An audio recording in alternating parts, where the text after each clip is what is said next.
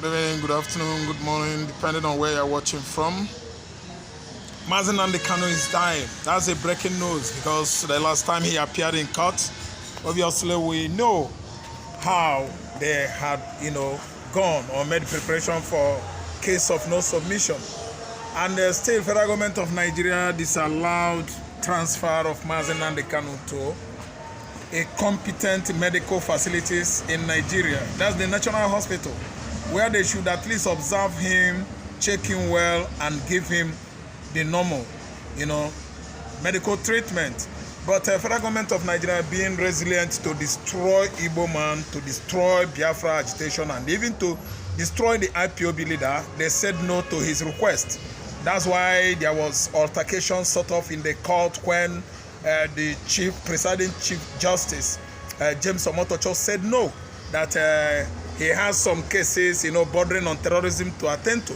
We were all wondering, was it the fresh charges from the DSS, operatives, or is there any other prevailing, charges, that is just emanating of recent? Because we've seen MAZI NNAMDI KANU that was obsessed with victory in the court over the FGN counterpart. Over his FGN counterpart, he has been winning and coming out with various, judges trying their best to make sure that they nail him. But each and every time he goes to court, he at least had upper hand over FGN legal team. This time around, he is failing in health. He is ailing. I mean, his health is no longer ameliorating, rather going down. So what am I trying to say here? I'm trying to put it that MAZI NNAMDI KANU is sick. KANU is dying slowly. And we don't want something like that to escalate in Nigeria, because it is going to be a very, very terrible pogrom. Alex Otti has taken it upon himself as a governor of Abia State. He said that he is MAZI NNAMDI KANU's governor. So he's working hard right now to secure MAZI NNAMDI KANU's freedom. Alex Otti, the governor, recently made an appeal to the federal government of Nigeria to release MAZI NNAMDI KANU, to tamper justice with mercy.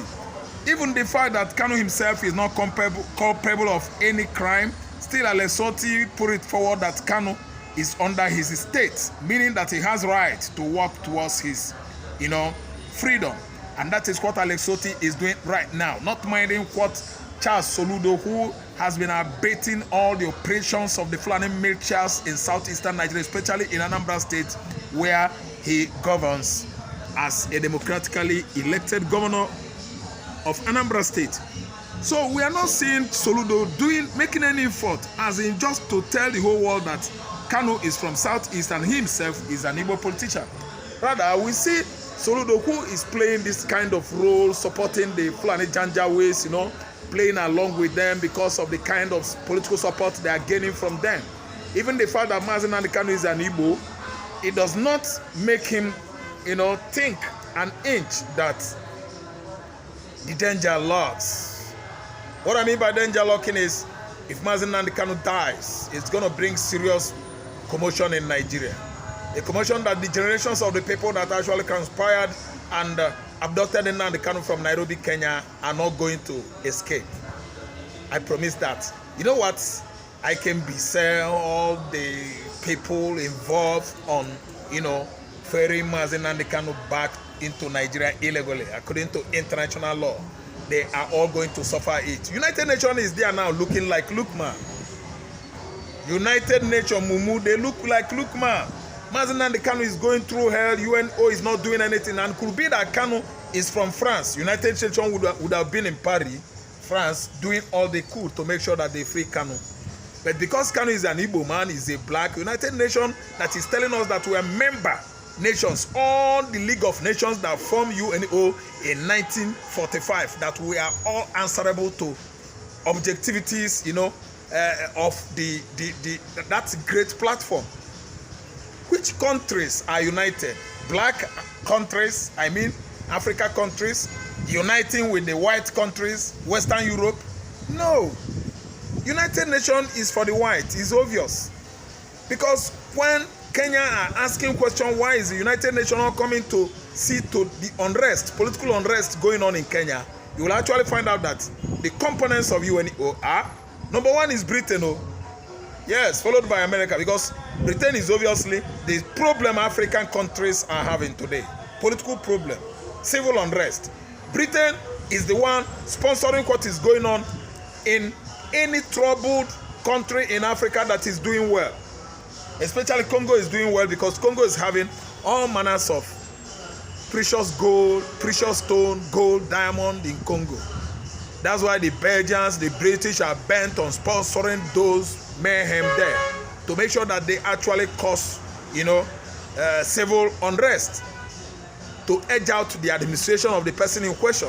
Look at the administration of this man in Sierra Leone. Sierra Leone first lady is telling the whole world that anywhere in Africa there is peace or the government is doing well, the West should go to that place. They must go to that place and cause mayhem. Look at how they turn Libyans against Muammar Gaddafi. And all of a sudden, Muammar Gaddafi was toppled.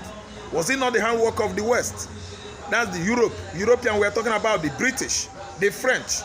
They conspired together and edged out Gaddafi today.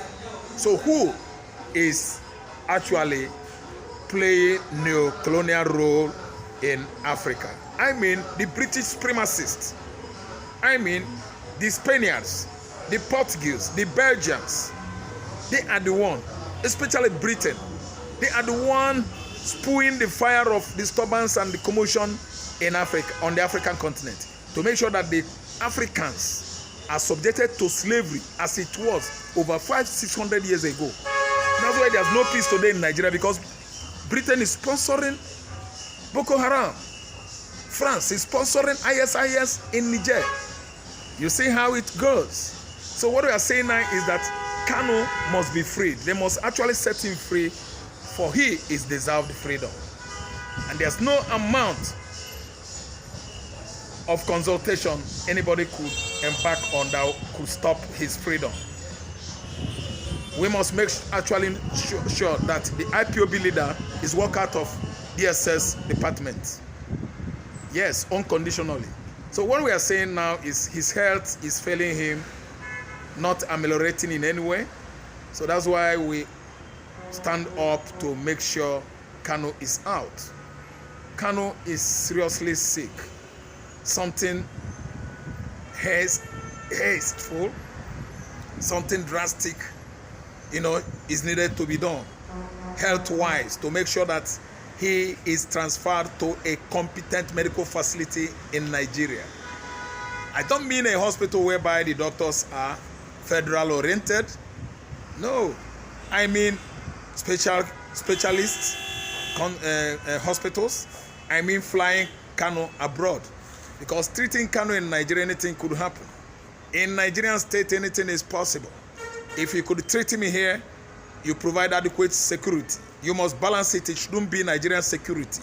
You should bring from his group, that's IPOB, then federal government on security.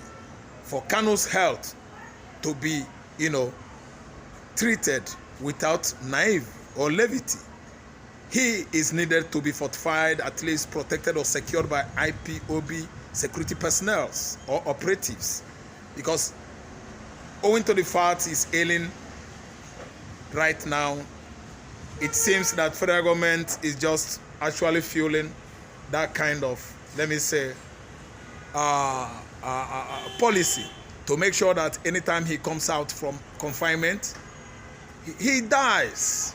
Kanu is not going to die.